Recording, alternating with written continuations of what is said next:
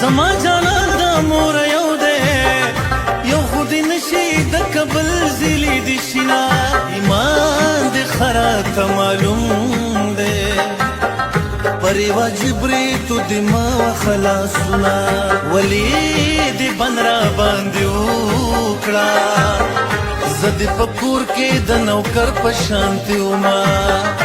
په ناویتوب کې د خدای مړه کا چې مور دې یو یو جوړه اخلي ویر کوینا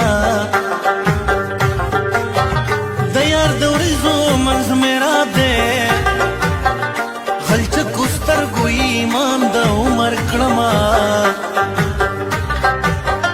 یاره مثال دی د سپوږمۍ دی تر څوارلسمې دی دوران دی تیر بشینا یاره چې تا ته شم چاړه شم نور د خبرو چالوار نه ورکوما مخې له راغله راته ژاړي د پیچکې نه مې زوم دې شلیدلي دینه